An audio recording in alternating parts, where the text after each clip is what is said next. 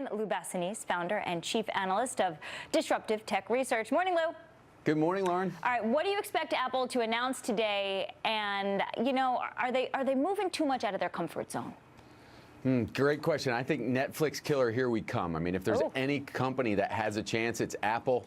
You see a market that is completely fragmented. There's over 300 different streaming services out there. Apple has a chance to offer the great rebundling, to put together a service that's convenient and has all the options that users want. So I think that's what you're going to see today. They're going to offer a new TV app that allows you to sign up for single channels at about $9.99 a month. And look, there's space in consumers' wallet for another streaming service. A new survey out from Deloitte said that we, on average, subscribe to 3 different services. So Apple, plenty of room for them to nudge their way into this market. Would Apple also offer HBO, for instance, on their streaming service, in addition to Apple's own content? Yeah, that is what the rumors are. Obviously, we'll get confirmation today. It looks like HBO, Stars, and some other premium models that have their own streaming services. So this, again, looks like an effort and an opportunity for Apple to be kind of the single point of purchase for consumers in the streaming market.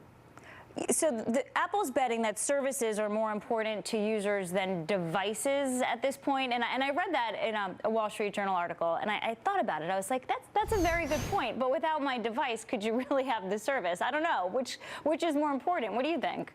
Look, they've asserted their dominance in devices, but we know the smartphone has peaked. I mean, I think smartphone sales are expected to decline for the first time, so they have to pivot onto what's next. And you know, this came up in November when they stopped disclosing iPhone unit sales. So it's all about services. The business was up about 33% last year.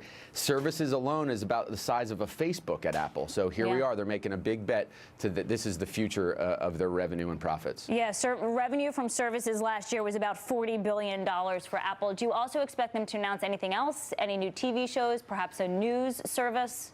Look, we know that they've spent about $1 billion on content, so we're going to find out what some of that original content is, probably get some trailers for it. That's what's going to be the impetus, the catalyst for people to sign up for Apple's new streaming service, is the original content bundled with the things that everyone loves and enjoys already on their own. So you think Apple can pull this off, Lou?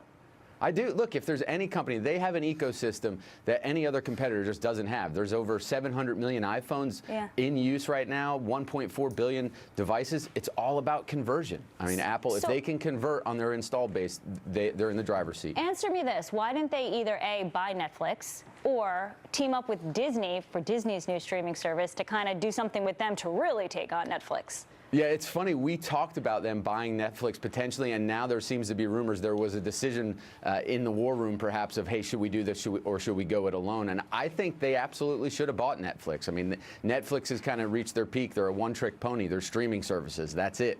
How do they go any further? I think under Apple's umbrella, Netflix could have grown much bigger. So maybe we see it someday, but right now I think they're going to go head-to-head. All right, well, these are 2 stocks to certainly watch today. And as we all know, as Apple moves, sometimes the entire market follows. Lou, thank you. We appreciate you.